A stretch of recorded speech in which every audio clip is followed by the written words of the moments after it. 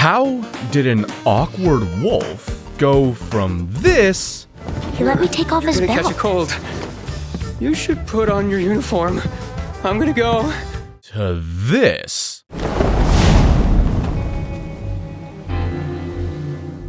Beastars is weird.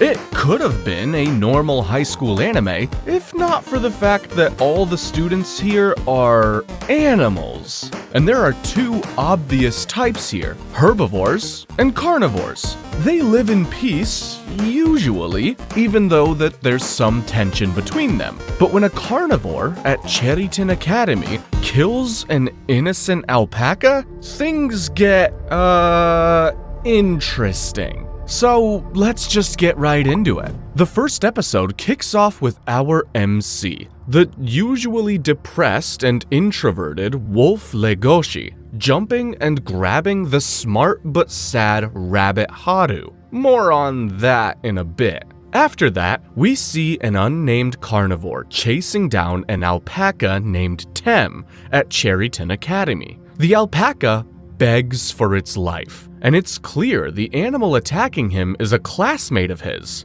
But it's no use. He gets eaten up. Carnivores are all monsters, every one of you!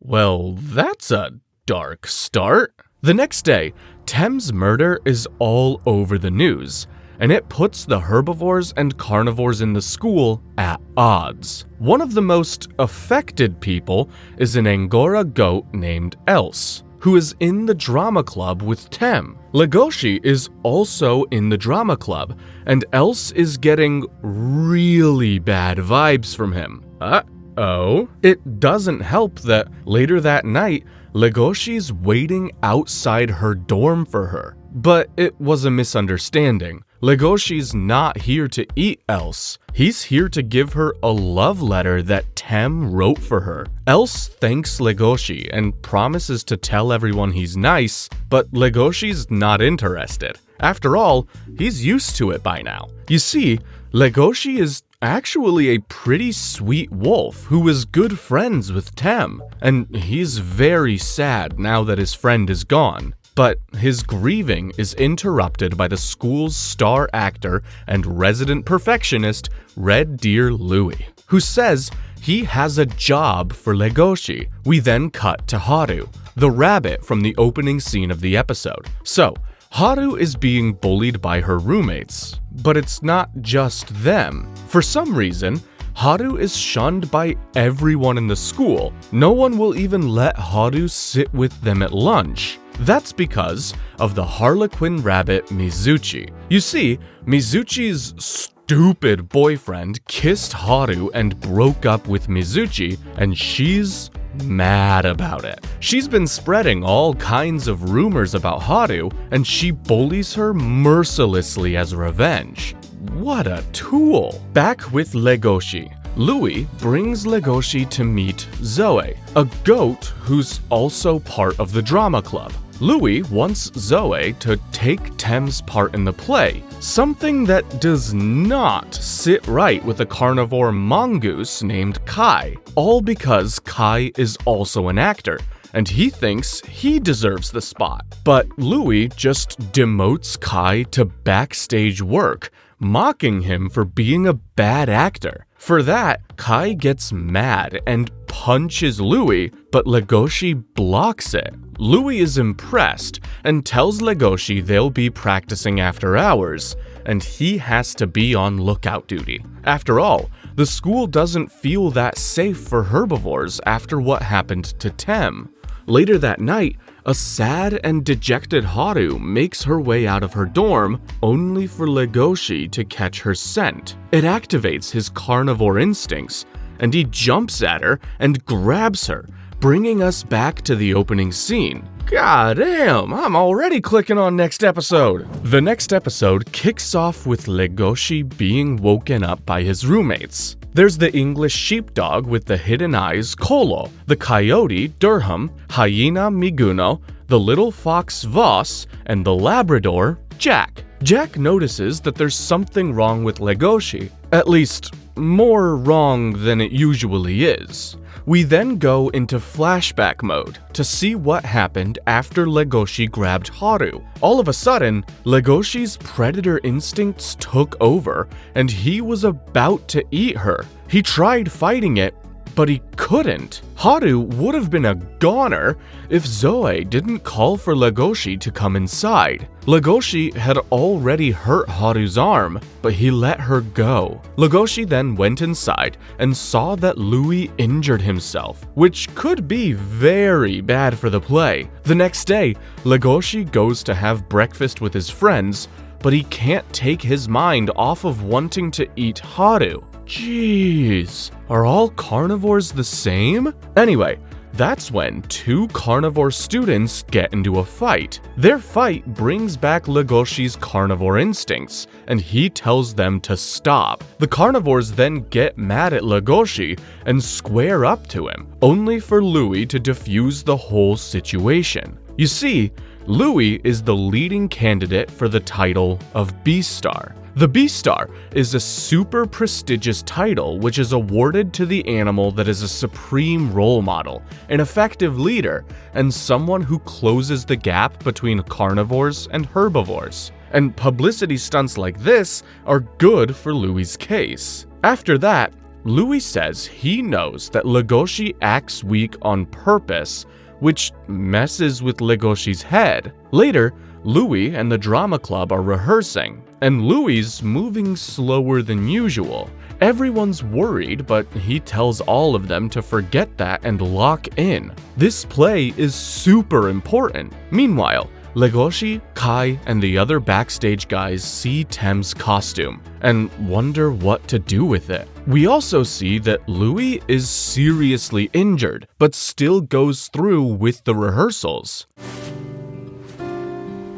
Dude's dedicated, that's for sure. After that, the peafowl Dom tells Legoshi to get some flowers, and Legoshi takes the anteater Kibi with him and goes to the gardening club only to see Haru there. Awkward. Kibi immediately bails on Legoshi, leaving him alone with Haru. Way to go, dude! Legoshi is stressed as hell, but Haru doesn't recognize him. In fact, Haru doesn't even remember how she hurt her arm. She asks Legoshi to help carry some plants, and he does just that. Legoshi then instantly develops a crush on Haru and has no idea what to do about it. They eventually end up in the same gardening club room, and Haru sees that Legoshi is nervous in front of her. He wants to tell her something, but can't find the right words. My guess is that he wants to apologize,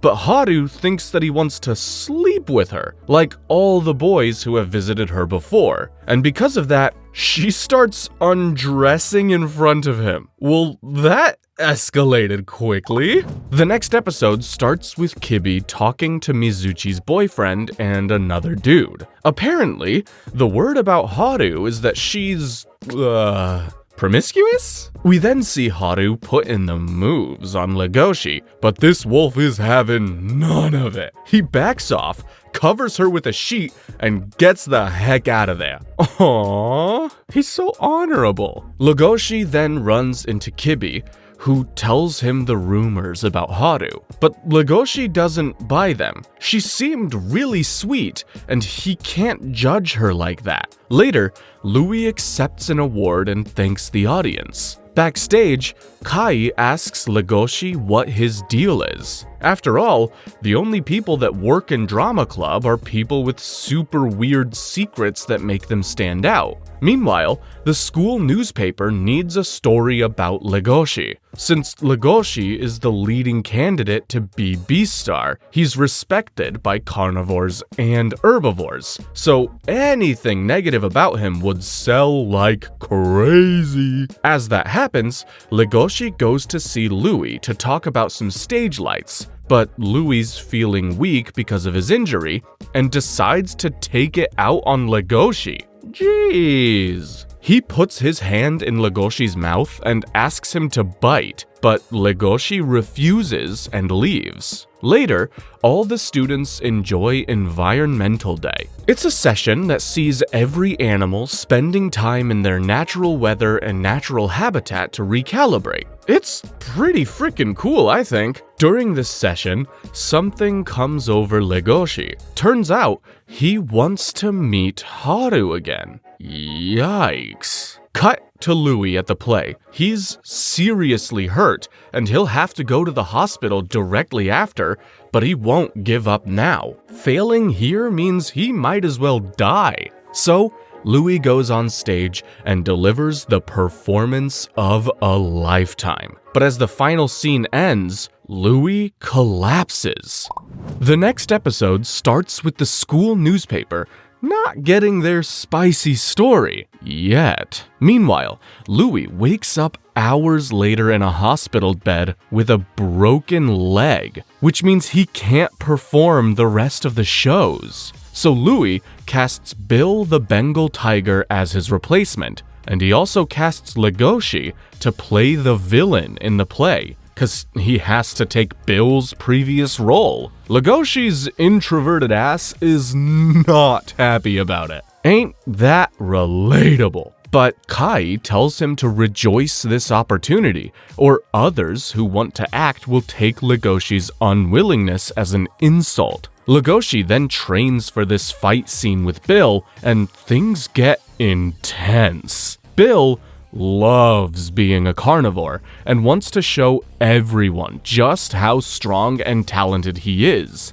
And Legoshi, he's just about the opposite of that. The next day, Bill is getting ready backstage and gets some encouragement from Louis. After that, Bill goes to meet Legoshi, but Legoshi smells something suspicious on him. Legoshi follows Bill to the bathroom, and Bill reveals what he's hiding: a dose of rabbit's blood. It's highly illegal to have an herbivore's blood, and Bill says he got it from one of the seniors. But it just reminds Legoshi of Haru, and he gets mad. He tries to take it off of Bill, but Bill just tells him to mind his own business.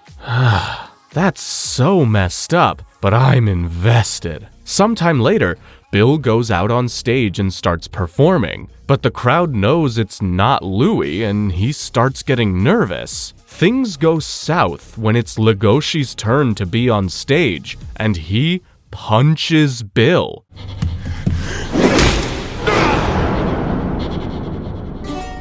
That punch sends the rabbit blood flying at Louis' feet, who's watching the whole thing. Legoshi then starts beating the hell out of Bill in front of everyone. Bill plays this off as part of the play and fights back, digging his claws into Legoshi's back. He's about to finish Legoshi off, only for Louis to step in. Louis realized these guys were not acting and stepped in to save Legoshi. Louis then plays this off as improv as well and gets rid of Bill, reclaiming his place as star of the show. And here I thought he couldn't walk. Episode 5 of Beastars starts with Jack and Legoshi grabbing lunch, and Jack tells Legoshi that he's on the front page of the school newspaper. Yeah, his outburst at the play kinda got some attention. Louis managed to handle the situation, and he's mad at Bill and Legoshi. He suspends them both from drama club until he realizes the school newspaper reporters are right behind him. Uh-oh. Louis then immediately acts like the whole thing was planned and gives Bill and Legoshi all the credit. Yes, of course. We decided to add a new element to the ending. Feel free to ask the two of them for more details. He's so good at this! Meanwhile, Legoshi admits to Jack that he's been hiding this rage inside of him for years, but he's finally willing to face it, and Jack is proud of his friend. Jack then figures out Legoshi has a crush on someone and tries to find out who. Good news for Legoshi, he likes Haru. Bad news for Legoshi, Haru is already an item with Louis of all people. Oh boy. Later, the drama club's stage crew gets assigned to help with the upcoming Meteor Festival. It pays homage to the dinosaurs going extinct, but the real reason everyone goes there is the candle lighting at the end. They say couples that light candles together will last forever. Anyway, Legoshi's on his way to have some food when he suddenly smells Haru and decides to go meet her. It's good timing, cause Haru is getting bullied by Mizuchi, but Legoshi shows up and just scares her off. Well, that was satisfying. Legoshi then sees Haru and freezes. He has no idea what to do or say, so Haru asks him if he wants to have lunch. They do that, but Legoshi spends the entire time mustering up the courage to ask Haru her name. He's seen her half naked, but he doesn't know what to call her. Meanwhile, Haru's scared of just how darn big Legoshi is, and thinks it'd be best to just end this little acquaintance. But on their way back, Legoshi helps Haru with her shoe, and boom, the magic eye contact. They exchange names, and Legoshi knows he has to keep seeing Haru no matter what. Episode 6 opens with the news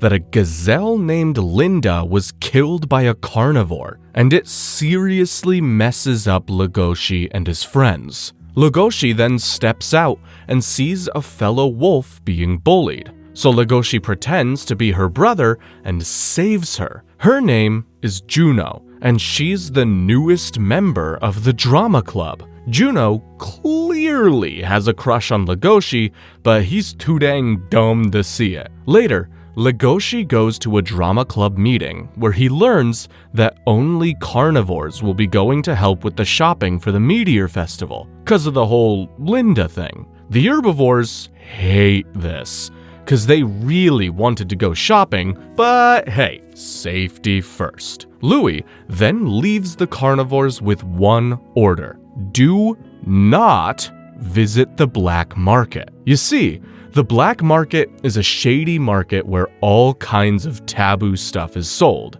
Animal blood, animal meat, that kind of thing. Most of the meat sold there is from animals who died in accidents or of natural causes, but not all of it. The next day, Legoshi heads out with Bill, the black leopard Tao, and bald eagle Aoba to get some preparations done for the Meteor Festival. And it's Legoshi's first time outside the academy in a year. After a long day, the students head back home, only to get lost and end up in the black market.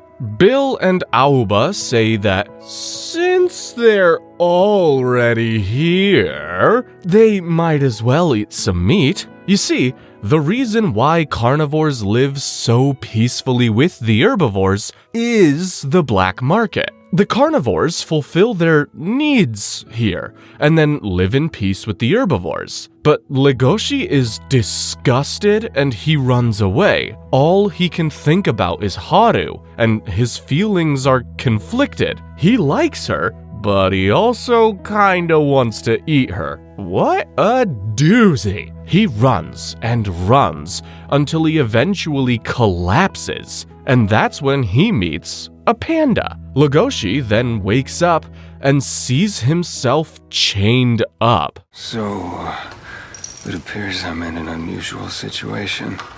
The panda has captured him, but he's not evil. See, his name is Gohin, and he's the caretaker of the black market. Gohin explains that Legoshi's behavior is the same as a carnivore who recently killed an herbivore. But when Legoshi says he didn't kill Haru, Gohin explains that he's also a psychotherapist and decides to help Legoshi. Gohin basically says that any romantic feelings Legoshi is having towards Haru is just his mind making excuses. He really just wants to eat her. He then tells Legoshi to cut off all ties with her. It's for the best. Legoshi then heads back, only to run into Aoba. Turns out, Aoba couldn't eat the meat either, and the two friends actually bond over that. How sweet! And disturbing, too. The next episode starts with a class where Legoshi sits next to a chicken named Legom. Legom has an interesting part-time job. She sells her eggs. Carnivores love the egg sandwiches that get made with her eggs, and Legoshi is one of them. Every Wednesday, he enjoys some nice egg sandwiches, and Legom takes great pride in it. She works super hard to make sure her eggs are good, too. However, one day, Legoshi doesn't eat egg sandwiches on Wednesday like he usually does. He says the sandwiches fell off. Legom hears this, and she's heartbroken, until she realizes her eggs are just being sold on a different day because they're so popular. Happy ending, I guess? We then cut to Louis, who's having a cultural exchange program with Haru. Haru remembers meeting Louis and how sad his eyes always looked. Everyone always expected him to be perfect, but she doesn't expect that of him. After they're done doing, stuff, Louis reminds Haru that he is engaged to a deer and that he has to continue his lineage. So she better not get attached. Damn, top 10 things I'd never say after having but anyway. Louis then heads out only to run into Legoshi. Oh, Louis?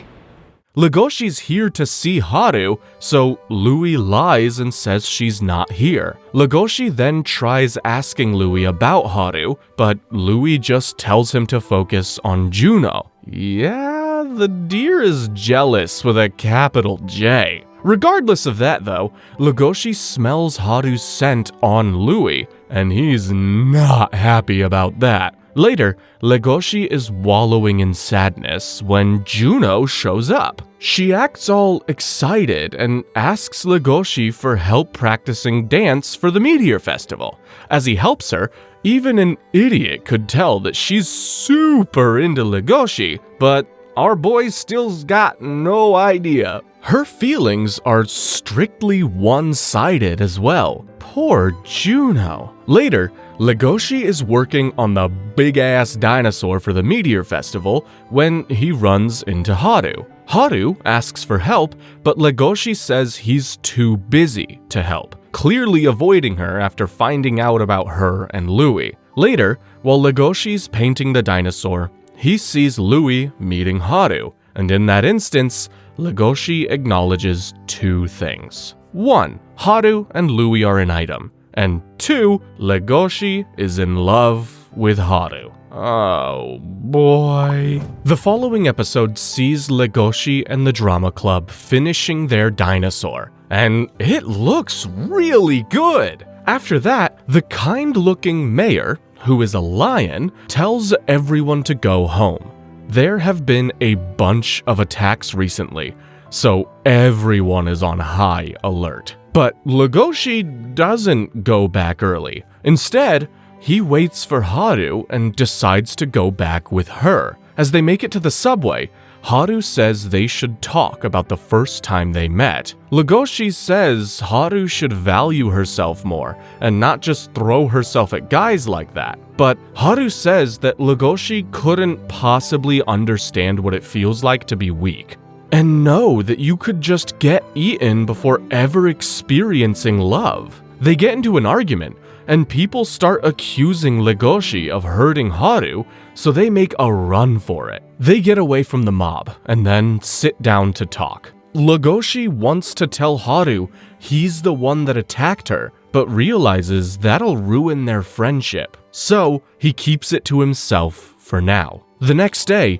Legoshi heads to drama club, and it's clear there's tension between him and Louis. Still, Louis says everyone needs to lock in for their performance at the Meteor Festival. That's when Juno shows up, and she's really popular with everyone, but she only has eyes for Legoshi. After rehearsals, Juno asks Louis to help her practice her dance, but it's not about the dance at all. It's a declaration of war. Juno is pretty clear about her intentions. She wants to be the next Beastar. Not only that, but she wants Legoshi too, and she will do whatever it takes to get both of those things. Listen, Louis. I intend to be the next Beastar at this school. Louis accepts the challenge, but says it'll be pretty hard for her to get either of those things. Later, the drama club is preparing for the festival, and Juno tries to put the moves on Legoshi, but he's uninterested, and that's when the lights go out. Legoshi immediately goes to save Haru, and the little frightened rabbit hugs him, but she thinks he's Louis. Ooh, awkward.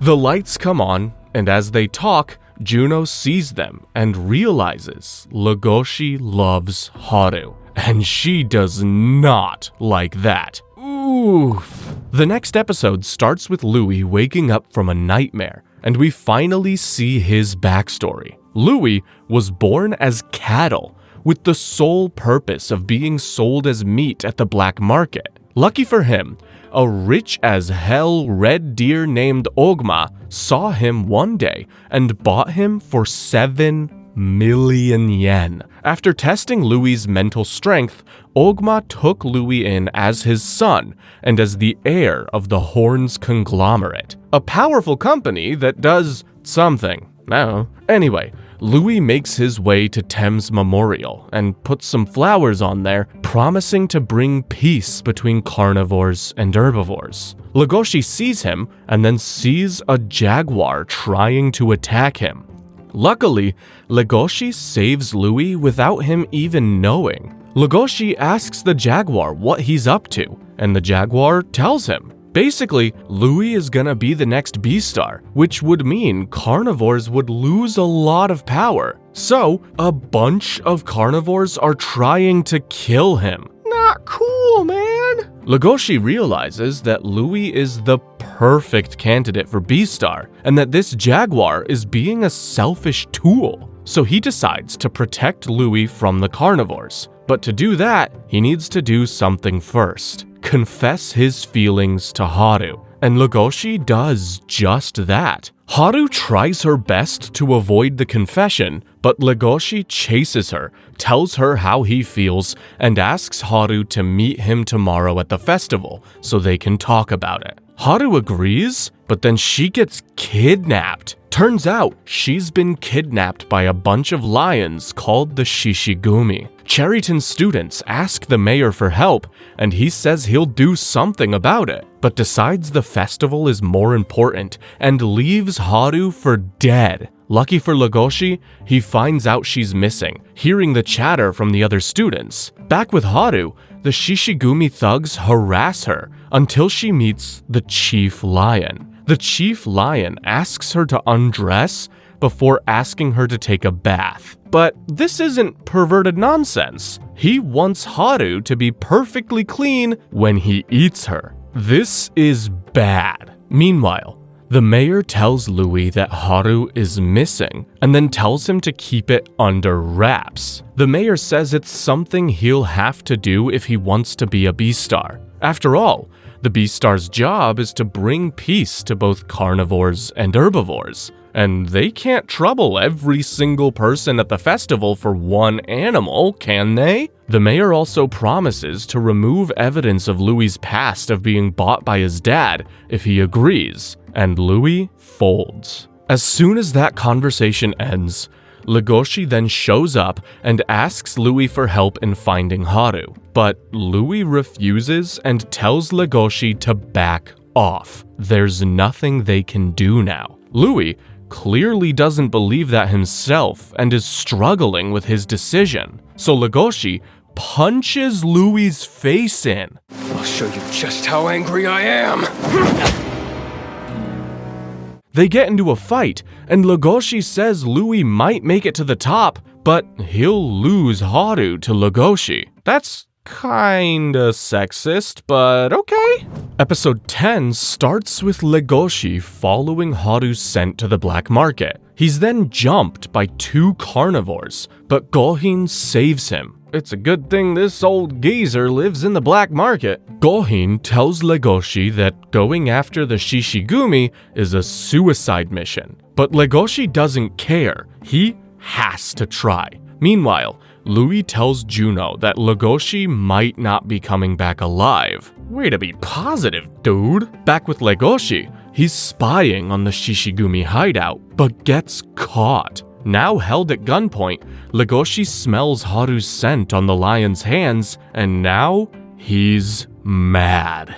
He attacks the lion and overpowers him, but Legoshi goes too far and says Haru is his prey. Jeez. He still can't decide if he loves her or wants to eat her, and that struggle makes him hesitate, and the lion attacks back. Luckily, Gohin saves him, again, and proceeds to tear up the Shishigumi hideout with him. They then save each other's asses a couple times, and then Legoshi heads ahead to save Haru. Speaking of Haru, she's writing her will in her head. Oh, that's not depressing at all. You see, Haru has always had to live life as a weak little animal who everyone looked down on, and she hated it. After a while, Haru found a way to be on equal footing with other animals, sleeping around. It's weird, but it's the only way people wouldn't look down on her, and those are the only moments when she doesn't feel weak. Now though, it's all over. She's about to be eaten.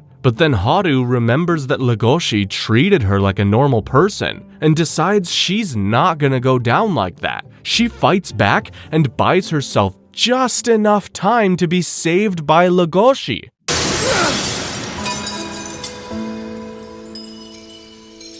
Aww. The following episode starts with Legoshi's friends wondering where he is. If only they knew he was fighting a freaking lion! The fight goes back and forth, and it's a brutal watch. But in the end, Legoshi takes down the chief lion and hugs Haru before collapsing in her arms. Haru and Legoshi then walk back, but Chief Lion gets back up. He pulls out a gun and points it at Legoshi, only to be stopped by Louis.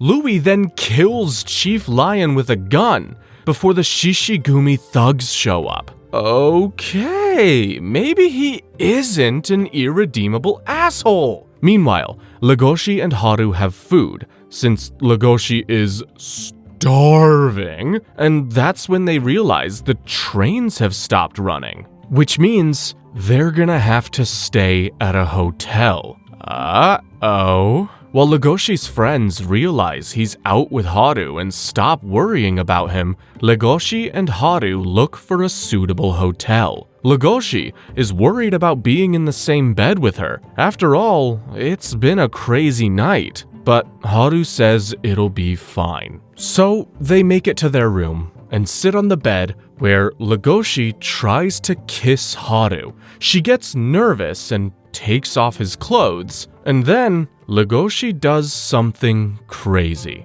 He confesses about attacking Haru the first time he saw her, but Haru says she had a feeling it was him. And when Legoshi asks why she never said anything, Haru says it's because she always has fun with him. Aww. The two then start their jungle boogie, and it's in the beginning stages until Haru stops Legoshi, because every instinct in her body is telling her that this is a bad idea.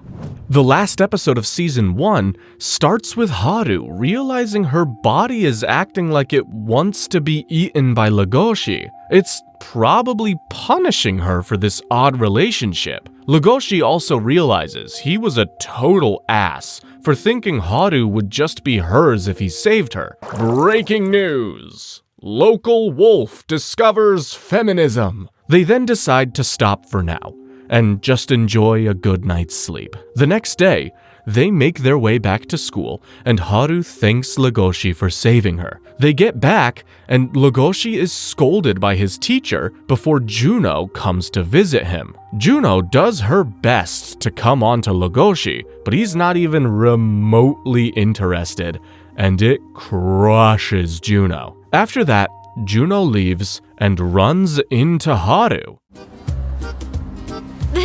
This puny little thing seduced Legoshi? Juno chases her down, and they have an argument about Legoshi. Juno makes it clear that this is a competition, and that she will win. Damn, girl, he just not that into you. Later that night, the drama club prepares for the Meteor Festival when Legoshi learns that Louie's gone missing. Juno then shows up in a super attractive dress, but once again, Legoshi doesn't care. The drama club's performance then begins, and Legoshi spends the entire time looking for Haru. He eventually finds her, and they're both about to confess their feelings, only for Juno to ruin the moment by announcing Legoshi as a hero and getting him on stage. What a tool. Juno then uses Legoshi's saving Haru as a PR campaign for carnivores, and it works. She then takes Legoshi to candle lighting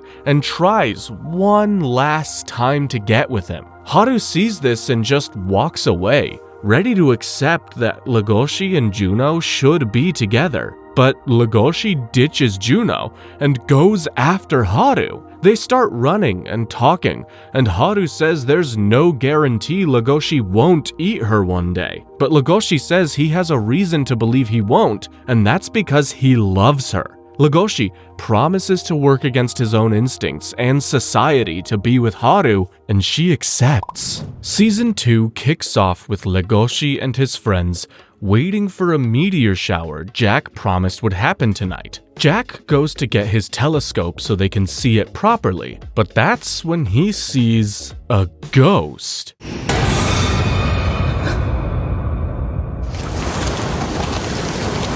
Jack tries telling this to his friends the next day, and another student even backs up his story, but Legoshi doesn't care. He's only interested in Haru. He meets up with her and they chat. They've been doing this a lot lately. Legoshi thinks they're dating, only for Haru to say it's more of a situationship. Ouch. But his thoughts are interrupted by the drama club because Louie is still missing. It's been 2 months since Legoshi saw Louie, and he's low-key worried about the stupid deer. Later that night, Durham and Miguno go to see if the ghost Jack was talking about is real, and...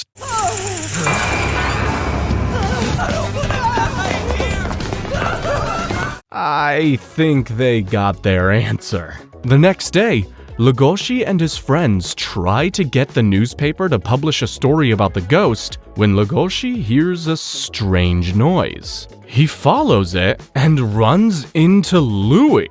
Not only is he back, but he's resigning from the drama club. He says he's taking a different path. After that, it's time for Environmental Day, and Legoshi has to deal with a super upset Juno who just wants Legoshi to reject her so she can move on. They get to the wolf room, and Juno is a star. Her speech at the Meteor Festival made her really popular. She's in the running for Beastar now. Later, it turns out the ghost was actually a first-year student playing pranks on everyone, and the boys accept it, except Legoshi. That strange noise from before keeps popping up, and it's driving him nuts. It might be a ghost. Legoshi goes to do laundry and tells the person making the noise to reveal themselves. They do just that, and episode 2 of season 2 starts with a meeting between the heads of all the species.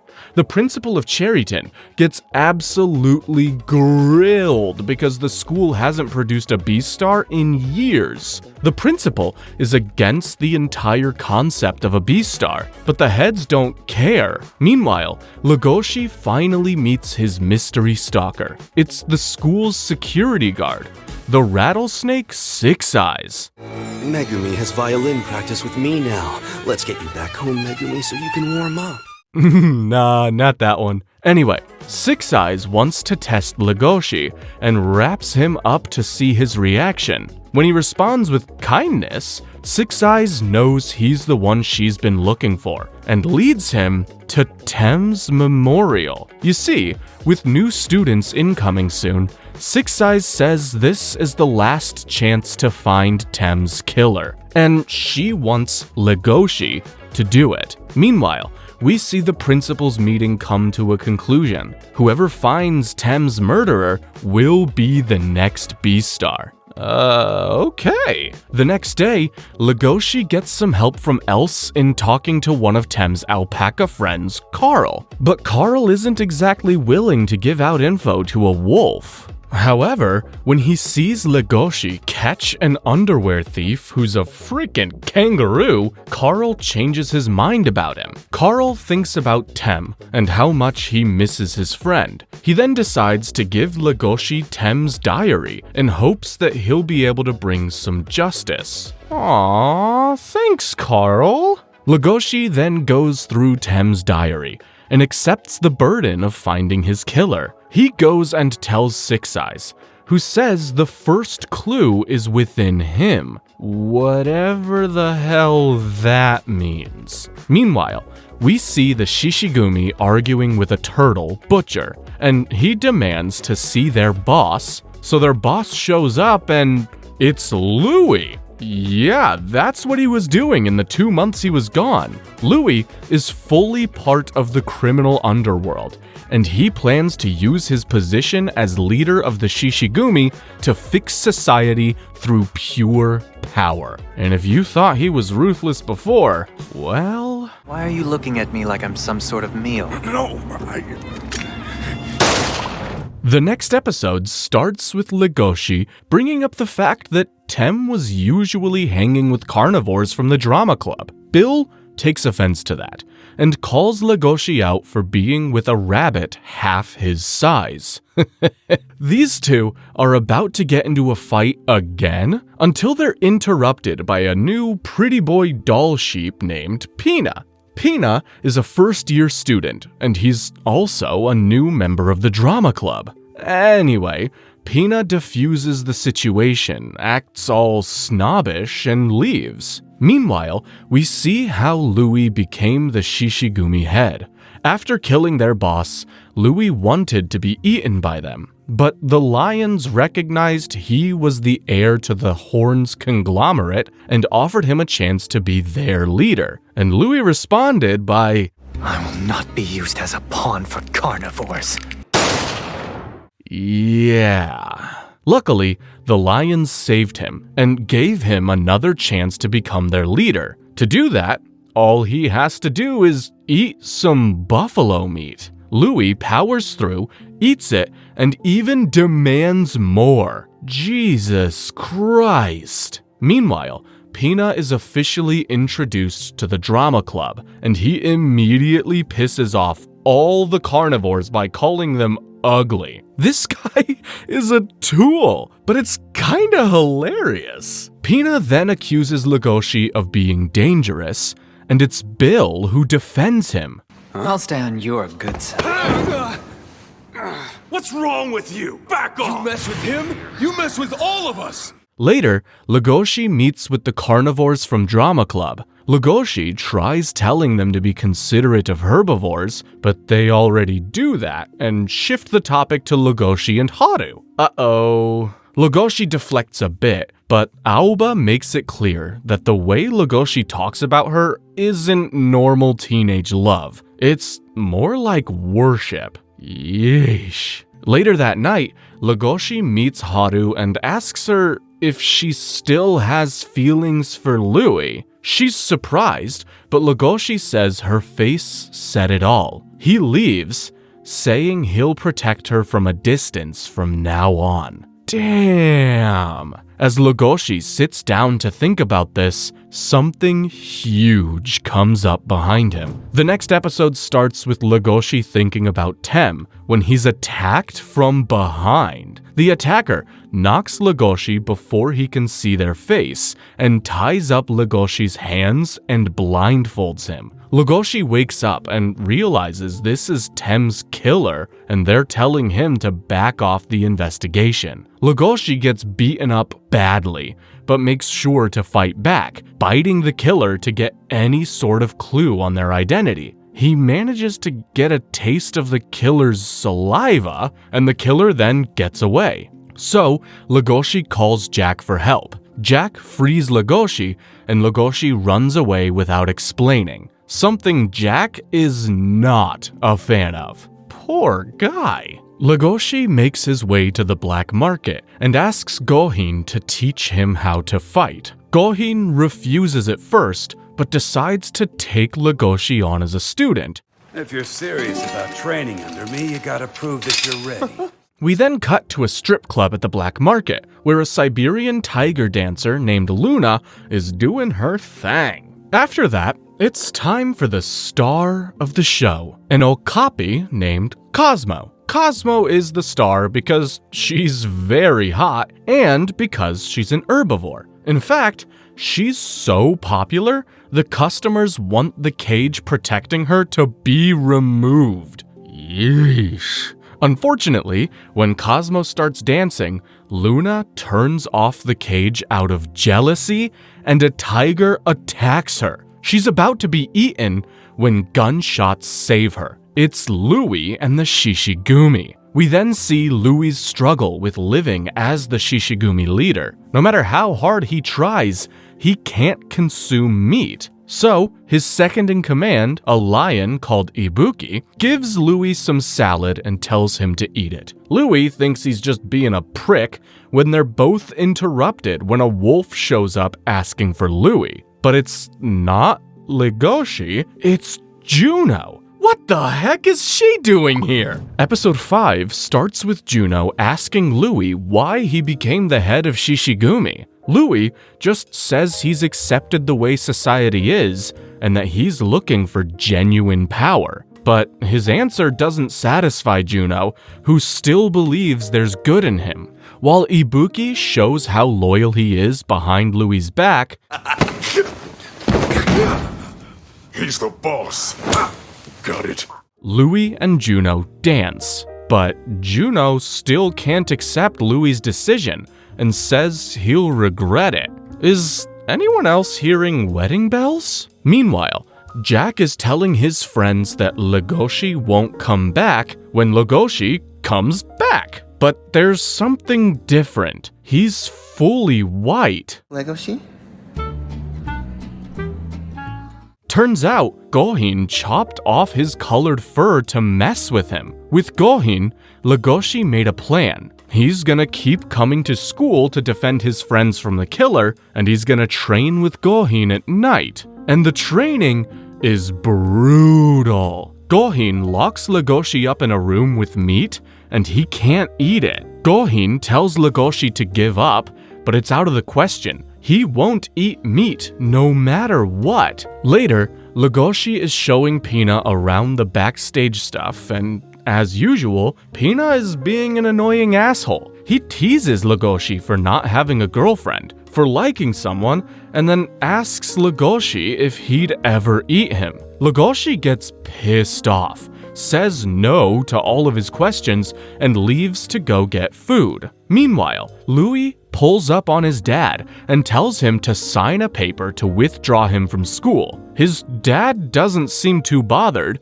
so Louie pulls a gun on him. This kid's got issues. The next episode starts with Louie's dad messing with him a bit. Asshole! Before signing the paper anyway. While Louie meets Cosmo for a drink, he remembers that his dad told him to come back when he had the strength to actually pull the trigger. But he thinks it's too late for that now. Meanwhile, Legoshi asks Juno to meet with him for an important reason. He wants to look inside her mouth. No, it's not like that! Legoshi is continuing his investigation and just wants to see her fangs to cut down his list of suspects. And of course, Juno takes it the wrong way. I surrender, Legoshi. Do with me what you will. I'm completely yours. Poor girl. Later, Legoshi completes his training and overcomes his lust for meat. He buries the meat and pays respect to the animal it came from, and Gohin says he's ready for the next step. Later, Legoshi dozes off while studying, only to be woken up by Haru. It's been a minute since we've seen her. Haru says a friend of hers asked her out today and they talk. Haru is mad. Legoshi has been distant, ignorant, and they haven't spent any time together. Legoshi tries explaining that he's doing all this for her, to build a society where herbivores and carnivores can actually live together. But Haru doesn't want him to change society. She just wants to spend time with him. So, Legoshi has a bright idea. Marriage! I think we should get married instead. Haru rightfully calls him an idiot and tells him to stop being so full of himself. But as soon as she leaves, she rejects the dude asking her out. She's totally fallen for Legoshi. Aww. Later, Legoshi is at drama club when Bill and the others propose a game of jaw pull. It's tug of war, but with your teeth. Legoshi takes on Bill and immediately loses. Turns out he's lost a lot of his bite power. But why? The next episode starts with Legoshi doing some more investigating on the killer, and he thinks he knows who it is. Back in drama club, everything's going smoothly when Tao accidentally rips Kibi's arm off. It's horrifying. But Legoshi says it's pretty common for carnivores to underestimate their strength and hurt herbivores. Legoshi takes him to the nurse, and the brown bear Riz, also a member of the drama club, brings Kibi's arm so they can reattach it. After dropping Kibi off at the nurse, Legoshi drops a bombshell. He knows Riz is Tem's killer. What? Riz admits it and says he got carried away before getting ready to attack Legoshi. But that's when Pina shows up. He heard the whole thing. Pina sits down with Legoshi and Riz and talks about their situation. Riz wants to kill them, but that'll basically guarantee that the police will catch him. So for now, Legoshi and Pina will be quiet, and Riz will have to deal with them knowing his deepest, darkest secret. Later that night, Legoshi's with his friends when they all get the same notification. From next year, Cherryton Academy is gonna segregate herbivores and carnivores. What's more, they're binning the drama club too. Bill and Else decide they can't let that happen, and everyone else agrees. Meanwhile, we see Riz struggling to sleep at night. Story time. You see, bears in this world have to take muscle atrophy pills to stop them from being too strong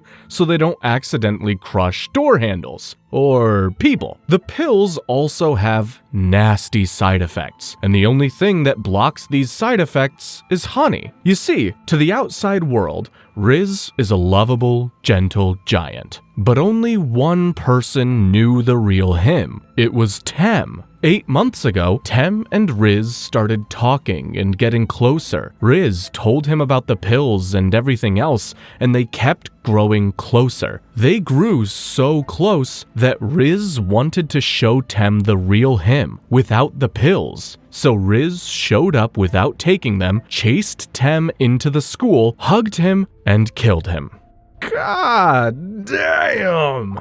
The next episode starts with a leopard named Sheila getting annoyed at the formality carnivores have to show around herbivores. Not only that, but even with the added effort, it's damn near impossible for a carnivore to get the same kind of attention on social media that a normal herbivore gets. Sheila is so sick of it, she decides to ask her friend, the sheep Peach, if she wants a one-on-one hangout. It's a bit awkward for them at first, but they eventually end up having a great time and really understand each other. Who says herbivores and carnivores can't be friends? Meanwhile, Gohin trains Legoshi some more by putting him up against a meat-addicted junkie. Legoshi's jaw power is gone, so he learns to rely on his limbs and wins pretty easily. Meanwhile, Juno is offered the lead role in the upcoming play. They need to put on a great performance to make sure the school doesn't get segregated. The only problem is Juno is a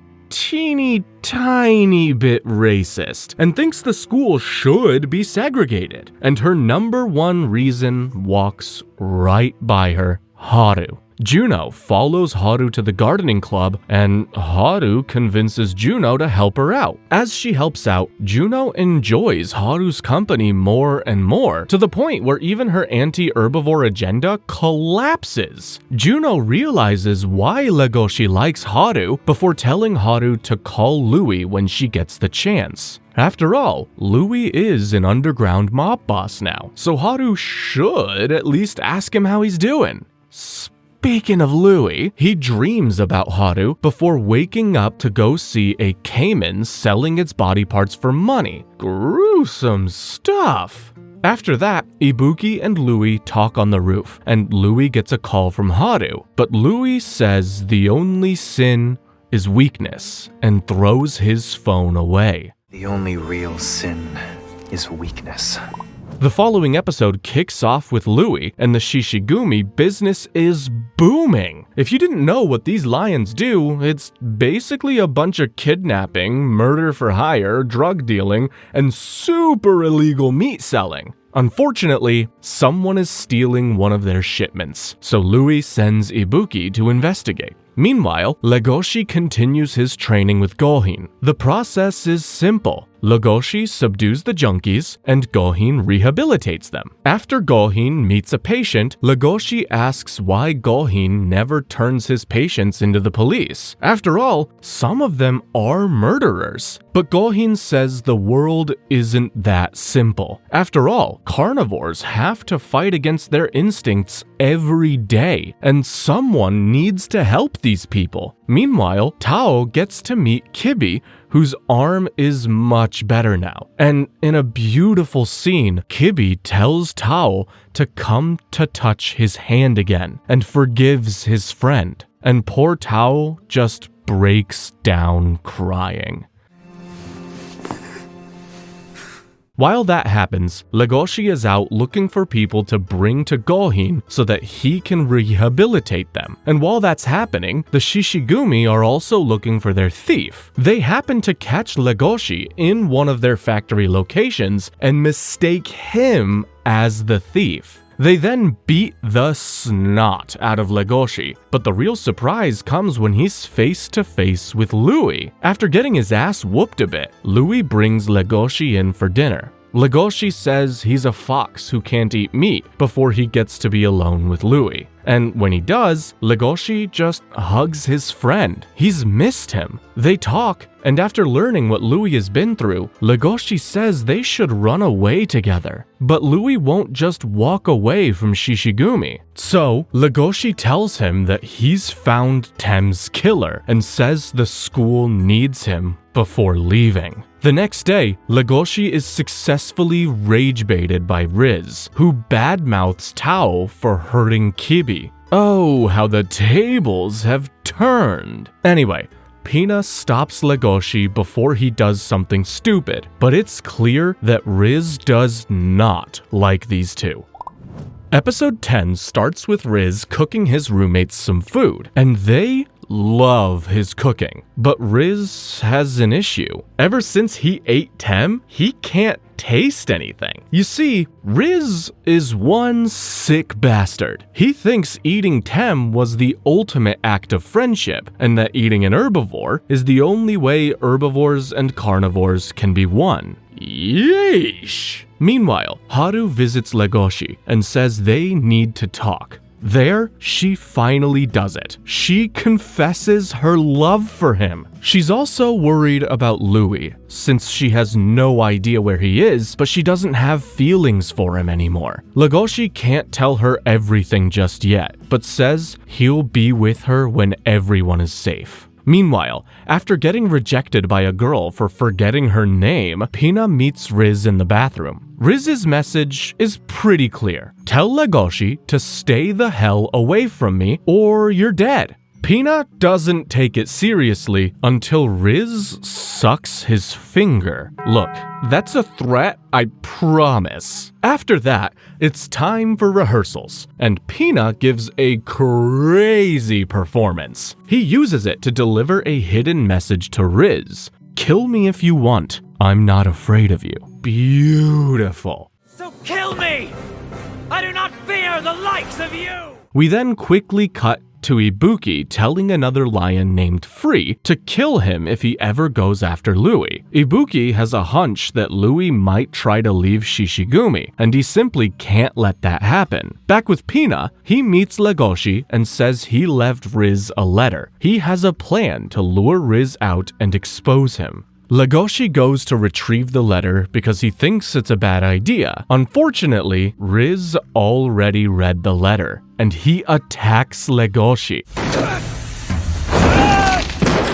So Legoshi gets rid of his honey and gets ready for the fight. Riz overpowers him and then takes him to the men's shower, where the two let loose. They talk and fight and beat the living hell out of each other, but they have to stop when the cleaning lady comes by. We won't be long.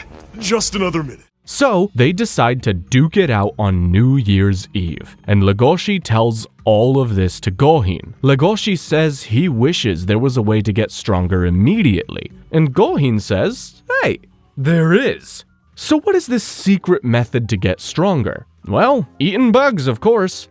The next episode sees Gohin feeding Legoshi a bug, and Legoshi passes out immediately after. He then has a vision where he meets the moth he ate, and it tells him to cherish life. Legoshi wakes up and decides he's not gonna eat any more bugs. So much for that plan. Meanwhile, Riz's sense of taste is coming back to him, and it's clear he's not taking his muscle atrophy medicine. Legoshi better be ready. Speaking of Legoshi, he disguises himself as the ugliest female wolf of all time and goes to see Louis at a bar that Louis frequently goes to. Louis does not want to see Legoshi, but he has no choice. Legoshi tells Louis the killer is Riz, and Louis tells him to just call the police. But Legoshi says that that isn't an option. Number one, he has no proof other than a private confession. Number two, Riz is way more respected than Legoshi, especially since he started eyeing Haru. And number three, he doesn't know if he wants Riz to go to jail. He kinda wants to fix him. So,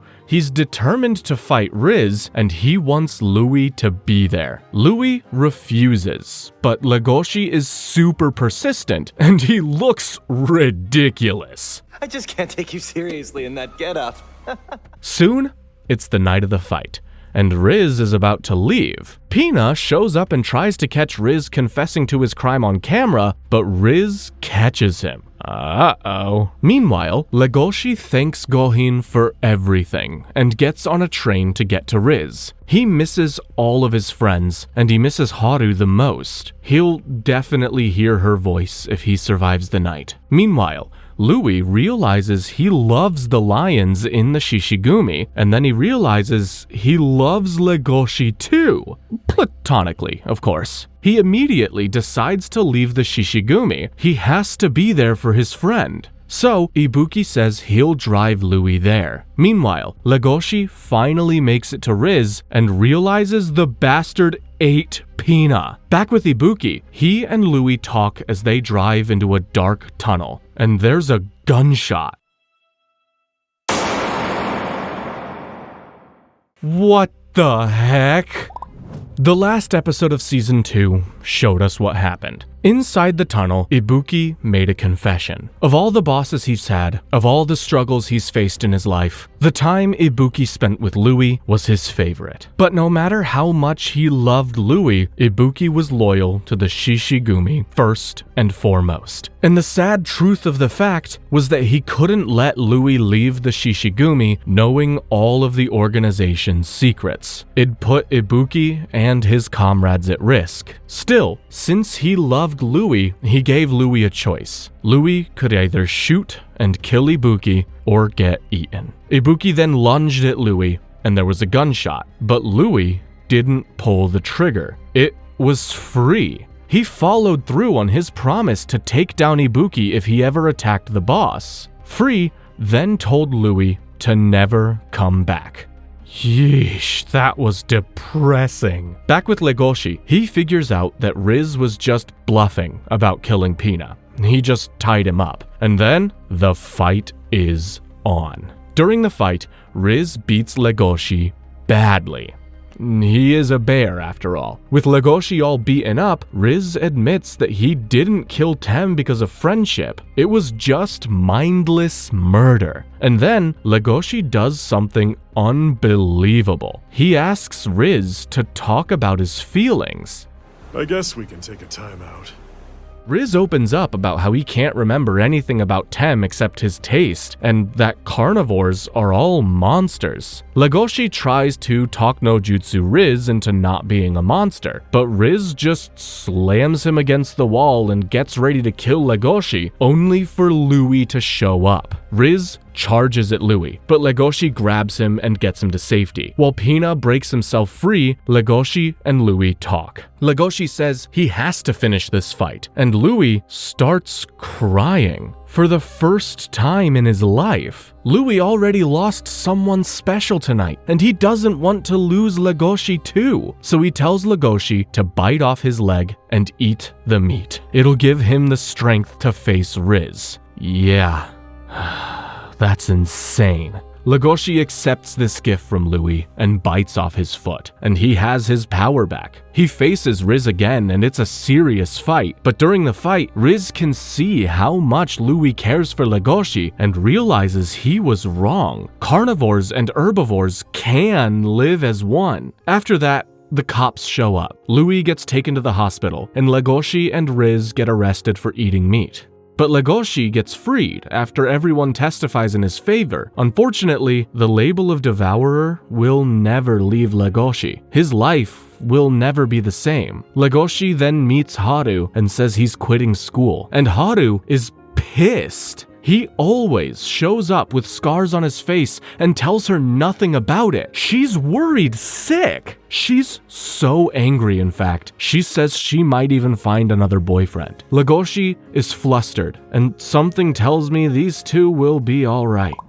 Season 3 starts with someone reading Legoshi's case file and how he ate Louis' leg to beat Riz. But while Louis said he consented to it, the person doesn't believe that. After all, he's the horse Yaya, and he's the current Beastar. Wow, horses are so cool. We then cut to Legoshi living in some apartment building, and he's not having a good time. He's struggling after eating Louis' leg. His body wants even more meat. He's tossing and turning and screaming, and that pisses off his neighbor, a merino sheep named Seven. But Legoshi is in no mood to socialize with her. The next day, Legoshi delivers food to Gohin. He's working as a delivery boy now at a noodle shop. Gohin offers a better salary to work for him again, but Legoshi declines. He wants to do a regular job and live a good life with Haru.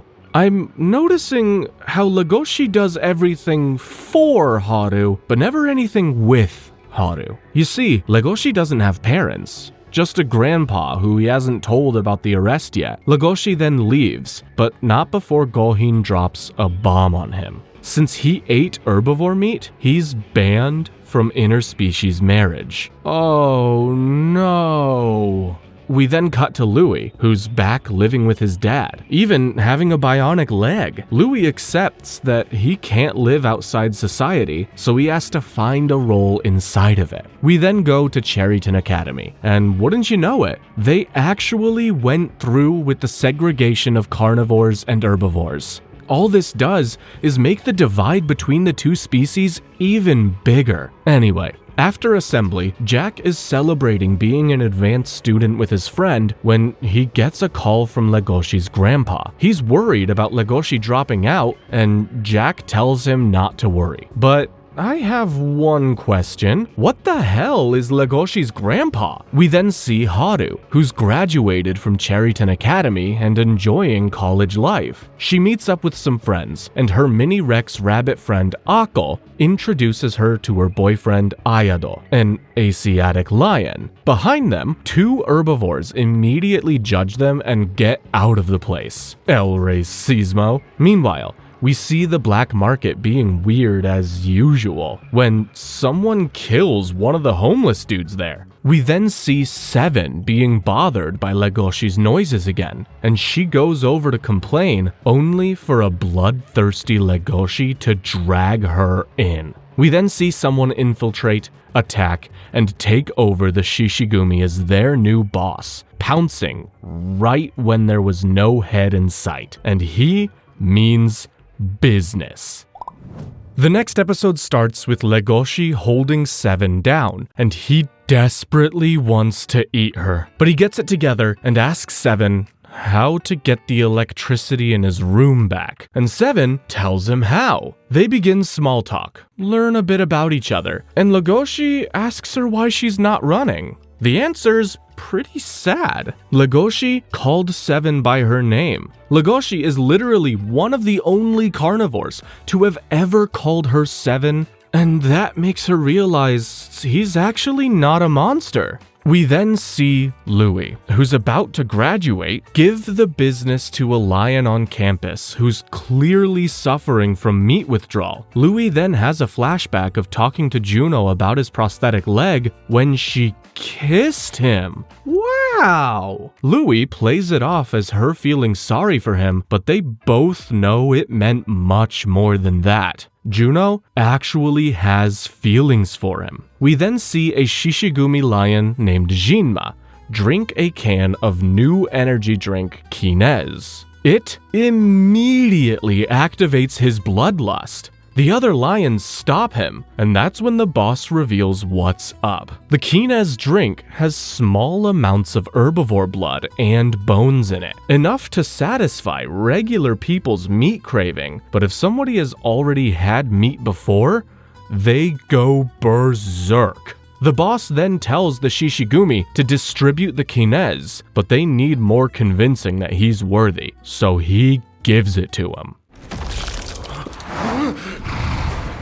Yeesh. The next day, Seven is about to face her usual bullying at work until the bullies see Legoshi is there. One sentence from Legoshi makes them quit their bullying and treat Seven with respect. Bro is terrifying. But Seven gets mad. It's not fair that Legoshi can get rid of a problem she's been dealing with for years just because he's a big old carnivore. Legoshi apologizes for being insensitive and they make up. Meanwhile, a group called the 500 Cornered Rats robs some Shishigumi Kinez suppliers, only to be caught by the police. They want to know where Kinez is coming from, and Chad Yaya is helping them investigate. But they don't think it's the Shishigumi, but only because the police don't know about the new boss. The episode then ends with Legoshi getting his first paycheck and being super happy, until two Kinez salespeople try to sell him a can of Kinez. Uh-oh. The following episode sees Legoshi reject the energy drink since he can smell the herbivore parts in it. Legoshi tries walking away, but his conscience won't let him. So he goes on a rampage and beats the hell out of the people selling it. He beats them up until the police show up and then he escapes. One of the salesmen tells the Shishigumi what happened and then bails on them. Meanwhile, the drama club is deciding what to do. Since they've been segregated, the club has to split up too. They discuss a bunch of options like protesting, but Juno says that even if they do have to split up, they'll always be one club in spirit. Aww. But Pina says that's bull, and that he'd rather not be in a club if he can't be around carnivores. So he quits. We then see Legoshi meet Haru for the first time this season, and they're happy to see each other. Legoshi tries telling Haru something, but she has to dip when her father shows up.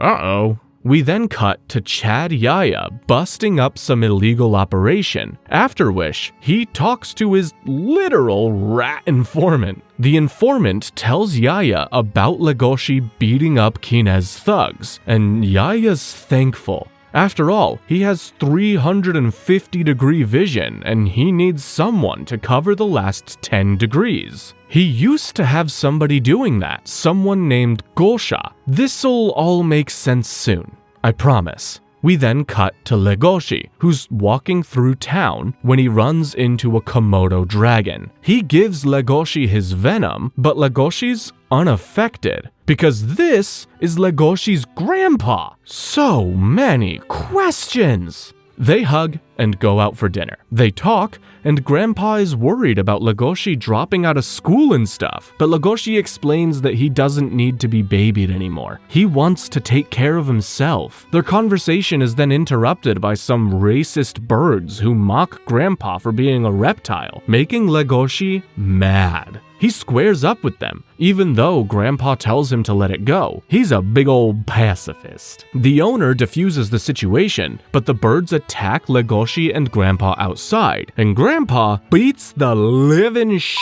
out of them. Remember that Gosha fellow Yaya was talking about? Well, meet him. It's Legoshi's grandpa.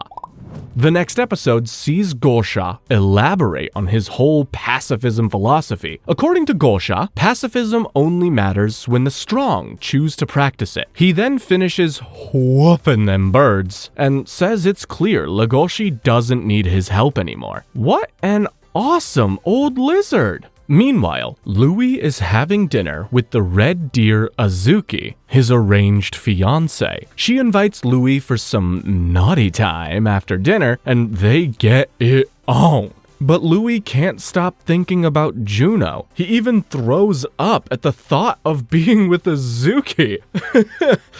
Not a great date, I think. We then see the mayor get a call from the new Shishigumi leader about Yaya. Meanwhile, the birds Gosha whipped wake up, and one of them drinks Kinez. He's about to go ballistic until Yaya stops him. Yaya then learns that Gosha was here and says that Gosha betrayed him. We then see what happened. 36 years ago, Gosha and Yaya were young detectives gunning to be co-Beastars. They wanted to change society. That all changed when Gosha and Yaya saved Legoshi's grandma, a pretty little wolf. Gosha and she started dating, and Gosha even got her pregnant, even though that shouldn't have happened. Gosha then quit the Beastar life, and Yaya feels he betrayed him. The only betrayal here is Yaya not accepting he's in love with Gosha. Anyway, Yaya then decides it's time he had a chat with Legoshi. Speaking of Legoshi, he makes his first underwater delivery at work, and he's struggling. Luckily, a spotted seal named Sagwan helps out and then tells Legoshi that they live in the same apartment building. Sagwan tells Legoshi he's teaching sea language at a university and explains how there isn't a concept of devouring other animals in the ocean. It's just the food chain. The big fish eat small fish until they die, and then the small fish eat their corpses. And they have all accepted it. Legoshi is fascinated by Sagwan and decides to have tea with him at Sagwan's apartment. It's a pretty enlightening conversation for Legoshi, in more ways than one, cause Sagwan is butt-ass naked. Episode 5 starts with Yaya learning that Legoshi is Gohin's apprentice. Yaya knows that insane panda. Meanwhile, Bill asks Legoshi for help with the drama club, so he shows up, only to be forced into manual labor. After that, Legoshi wishes everyone in the club good luck and leaves. He then meets Louis, and they talk about why Legoshi helps herbivores. Legoshi wanted to think it's because of a sense of justice, but really, it's because he's a kinky bastard who loves Haru. But Louis says, even if that's his motivation, as long as Legoshi protects something, it's justice. Aww. We then cut to the Shishigumi making their way through a maze and meeting the Cavette Deshiko. Deshiko's offer is simple. He's offering an even more potent version of Kinez in the form of Melda, which is made of all the same ingredients and his poop. And later extracted from my excrement. Ew. The Shishigumi's boss wants some Melda so that he can make Kinez more potent, but for that, the poor lions will have to literally fetch Deshiko's shit. Meanwhile, Legoshi gets an invitation for dinner with Yaya, and he heads over there. Legoshi is impressed by the huge apartment, and even more impressed by how delish Yaya's homegrown carrots are. Yaya then tells Legoshi that the Beastar represents law and order, and shows him the secret behind the delicious carrots. They're fertilized by the carnivores Yaya takes down. Yaya then attacks Legoshi, saying he can't forgive him for eating Louis's leg, no matter the reason. This is all Yaya's sick and twisted way of getting revenge on Gosha. He asks Legoshi to get on his knees and apologizing for ever being born a carnivore. And not only does Legoshi do that, he even pulls out his fangs and says he doesn't need them. The next episode starts with Legoshi saying he's earned the right to punch Yaya, and then he punches Yaya. Legoshi then apologizes, says that carnivores are having a rough time too, and leaves. And Yaya is impressed by the kid's resolve. Legoshi then wakes up at Gohin's with a swollen mouth and tells him everything, including how Kinez has blood and bones in it. Gohin does his best to rehabilitate a carnivore who ate a rabbit and then talks to Legoshi about the whole Yaya thing. Legoshi learns from Gohin about his grandpa being Yaya's old partner. Legoshi then leaves, but not before Gohin gives him removable fangs, so he can speak and eat properly. Meanwhile, Gohin helps rehabilitate the carnivore, and they end up developing a fondness for each other. But the carnivore is super guilty about what she's done, so she's gonna turn herself in and come back to Gohin once she's out. Wedding bells, people!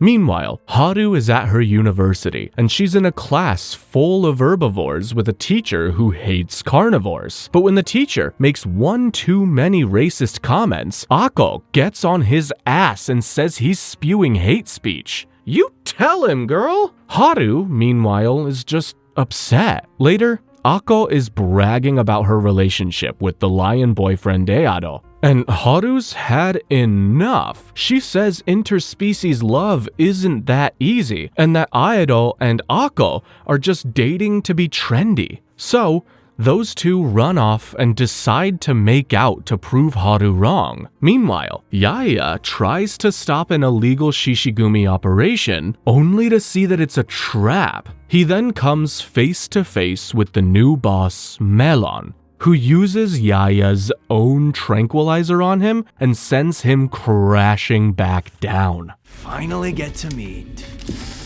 but now I can't invite you to the party. Just who is this guy? Meanwhile, Haru sees police cars going by and follows them. Unfortunately, the worst has happened. Eado attacked Akko. She's still alive, but she's in bad shape. Akko is then taken to the hospital and Eado is arrested. Good lord, that was depressing. This whole thing upsets Haru and confuses her, so she decides to go wish Legoshi a happy birthday. The next episode starts with Legoshi serving Haru some noodles, and they talk. Legoshi decides to come clean to Haru about eating Louie's leg, and Haru asks him out on a date. They spend the day together, and Legoshi tells Haru everything that's happened to him. Haru accepts everything Legoshi has done, and says she wants to understand the boy she loves. That's why she wanted to go out on this date with him. And to truly understand him, she needs to see the black market. Okay, now that just seems unnecessary. Legoshi knows it's a bad idea, but Haru insists. So, Legoshi covers her up and takes her there. After some wandering around and almost getting lost, Haru asks Legoshi to go inside this random rabbit store. There, Haru says she hates being small and weak and that she once used to sleep around as a counter to do that. But now, she's past that because she has Legoshi. She then asks Legoshi to kiss her, and he says no. You see, Legoshi has a pretty long-term view of the situation. He knows that with a devouring record, he can't marry Haru, and Legoshi really wants to be with Haru the right way. He wants to officially marry Haru and have kids with her. And Legoshi says he wants to make sure he can legally marry her before getting physical with her. This makes Haru mad, and she storms out of there. God damn it, Legoshi! We then see Louie encounter a random person tweaking off Kinez. So, he takes a sample and asks a researcher at his dad's company to look into it. He then goes out with Juno for a friendly chat. Juno tries her best to make Louie accept that he likes her, even reminding him of their kiss. But Louie tells her about his fiancée, Azuki, and that he's going to have to marry her. And it breaks Juno's heart. She goes to Legoshi and rants about it. She rants so much that she breaks Legoshi. So what do you think, Legoshi? Legoshi consoles her, and she asks him for advice. After all, he's dating an herbivore, but Legoshi isn't exactly a relationship expert. In fact, it's Legoshi who learns something. Legoshi realizes why Haru was so mad at him. Juno kissed Louie the second she knew she liked him. And that's why Haru was so mad. They've liked each other for so long and haven't even kissed yet. Juno then gives another customer an angry rant about interspecies love to close the episode. Poor girl. The next episode starts with Legoshi seeing the entire black market celebrating. Why? Well, because Yaya is dead, or at least that's the story going around. Yaya is very much alive. He's successfully escaped after that Melon meetup, and this is just a ploy by Melon to mess with him. It wasn't all bad though, since he was able to get his hands on Melon's face mask. Turns out, Melon's a mix between a gazelle and some carnivore. We just don't know what yet, and Yaya swears to catch him. Back with Legoshi, he sees a news report about funds for children born from interspecies marriage, and a customer gets super angry about it. But Legoshi's boss tells him it'll be alright. As he puts it, if people have good stuff to eat together, everything will be okay. Amen, brother! After that, Legoshi goes to his mom's grave and meets Gosha again. He tells Gosha about Haru, and Gosha approves. Meanwhile, Yaya goes to the black market to get some info on Melon, and learns he's the new boss of the Shishigumi. And as that happens, one of Yaya's rodent agents jumps on a Shishigumi car to spy on them. He sees a Melda deal go down. and then sneaks into one of their boxes where he sees a gas mask. He investigates and realizes that Melon and Shishigumi are hosting a masquerade party. So yeah, Yaya decides he's gonna go there, but he's not going alone. Mr. Yaya! Legoshi goes back to his apartment to see Yaya waiting for him there. Yaya tells Legoshi about Melon and how he's killing herbivores to supply his drink and that Yaya wants to take him down. So why does Yaya want Legoshi there? To give him a peek into the future. After all, if he and Haru ever have a kid, it's going to be a mixed species one, just like Melon.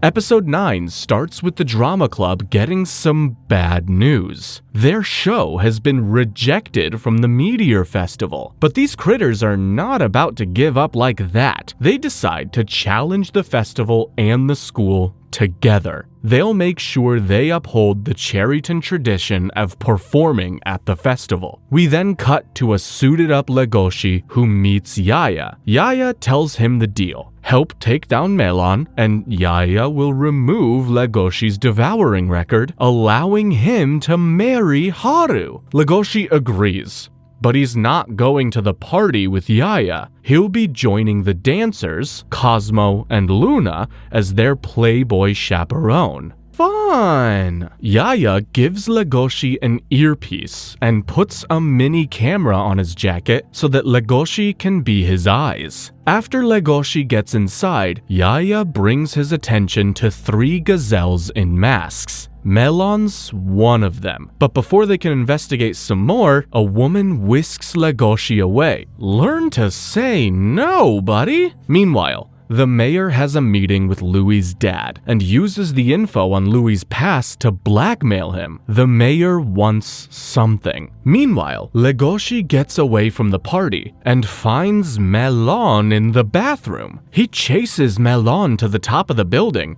and tells Yaya, but Melon spots Legoshi and takes him hostage. And that's when Melon starts talking to Legoshi. You see, Melon guessed he was a mixed species just like him. They talk about life as a mix, how Legoshi's mom took her own life. Melon even shows his face. Melon says society is hypocritical. After all, they want herbivores and carnivores to love each other, but look down on mixed species kids. Yaya can't get there in time, and Melon's done talking, so he shoots Legoshi and then throws him into the party.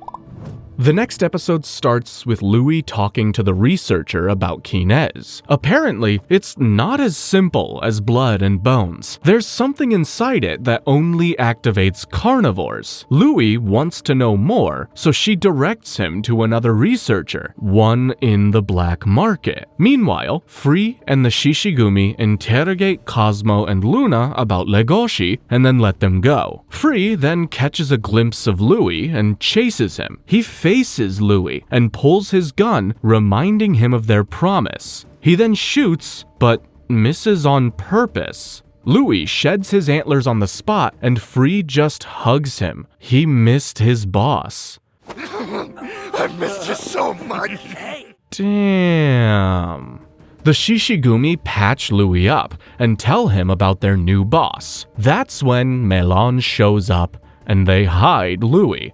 But Melon smells Louie there and stabs one of the lions in the hand, demanding to see the intruder. Luckily, one of them thinks quickly and shows Louie's horns, pretending like he ate a deer. Melon then says he should get out of there, and the lions then direct Louie to the researcher he's looking for. We then cut to Legoshi in the hospital. He's out cold, but he's having an out-of-body experience. He thinks he's gonna die. That's when something crazy happens. He sees his mom. Legoshi's mom explains what happened. She was born a mix, but she was a perfectly normal wolf. In fact, she was so gorgeous that she was a model. But when Legoshi was about 12 years old, she started developing scales, and it horrified her. With no way to cure it, Legoshi's mom took her own life. She then reveals that the night before she did that, she snuggled up to Legoshi. And Legoshi then reveals that he was awake when that happened, and he thought his mom looked beautiful. Legoshi wishes he had said something, but his mom said it can't be changed now. What matters is that Legoshi does his best to reach out to all the mixed animals in the world and let them know they're not abominations. Gosha and Yaya then find Legoshi missing from his room. He's paying his respects at his mom's grave.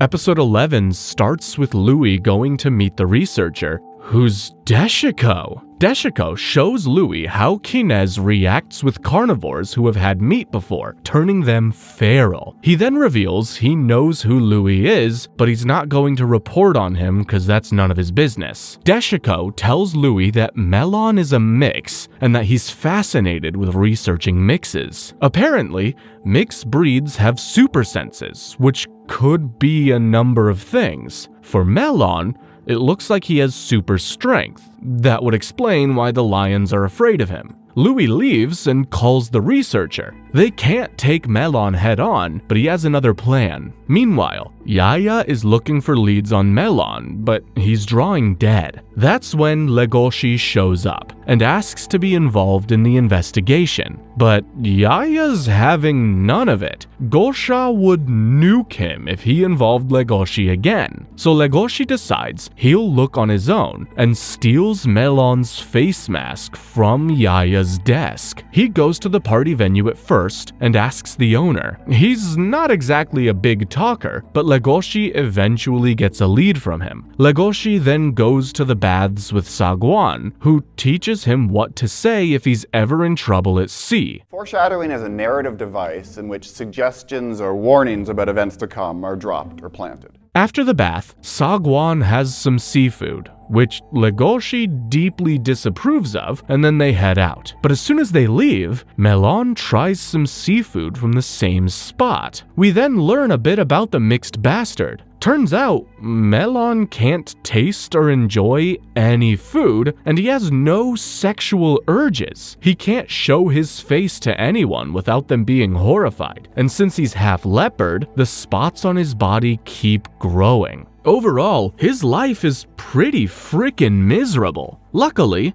there is one way Melon can have fun. You see, Melon despises his leopard spots, so he has them covered with tattoos of melon leaves. And these tattoos are given by a sloth in the most gruesome, painful way imaginable. How long can I keep this up? Will I continue turning into a leopard? Later, Legoshi uses Melon's mask to find his scent and follows it to the tattoo parlor Melon was just at, and he sees the sloth talking to Melon. The final episode of the season starts with Legoshi still at the tattoo parlor. The sloth is slow, so it's still talking to Melon, and Legoshi pretends to want a tattoo to hear it. Legoshi realizes Melon is transforming just like his mom was. What's more, he learns that Melon's lonely and in serious emotional pain. He's been that way his whole life. Legoshi then learns that Melon is headed to the Reaper's Droplet, which is near the ocean. After hearing this, Legoshi decides Melon's not a monster. Legoshi needs to talk to him. I don't know, man. I think he's actually is a monster. Meanwhile, Louis infiltrates the police building to try and get to Yaya. He climbs 100 floors, breaks in, evades security, and climbs through vents just to get caught in the end by a tiger police guard. Meanwhile, Bill and Else ask the principal to do their classic play at the Meteor Festival, but he refuses. He says the message just isn't good. Instead, he tells them to come up with a new, relevant play about being together, and they're in. As that happens, Louis is in an elevator with the tiger who arrested him, and he just drank Kinez. He goes feral and attacks Louis, but Louis holds him off long enough for Yaya to save him. The tiger breaks free and is apprehended by police at a media event, and Louis uses it to expose Kinez. While Legoshi researches Melon, Louis' dad tells him that Azuki's family was in charge of making Kinez, and their stock just plummeted. Talk about being a bad husband. Louis' dad tells him to get his shit together no matter what he does. Louis is the Horns conglomerate's heir, and he has to live up to that. Meanwhile, Legoshi follows Melon's lead to the Reaper's droplet, and he's determined to talk things out with him. After all, if there was someone who'd understand Melon, surely he would listen to reason, right? Wrong. Legoshi gets shot in the ear and turns around to see Melon. Turns out Melon has super hearing too, and was on to Legoshi from the start. This whole thing was a trap, and Legoshi walked right into it. You see, Melon actually is a monster. He's doing this because it's fun. He ties Legoshi to a chair, calls him an idiot for ever believing they could sympathize with each other, and chucks him into the ocean. While Legoshi struggles underwater, Haru is looking at pictures of him and wondering where he is. Her friend tells her to just dump him when the teacher asks them to pay attention, and the teacher is Melon. Oh my god. And that's the end of Beastars so far. This story is insane, and I have no idea where it's going next. But thankfully, Season 4 is already here. Anyways, thanks for watching, and check out the video on screen for some more anime goodness. And in the meantime, peace!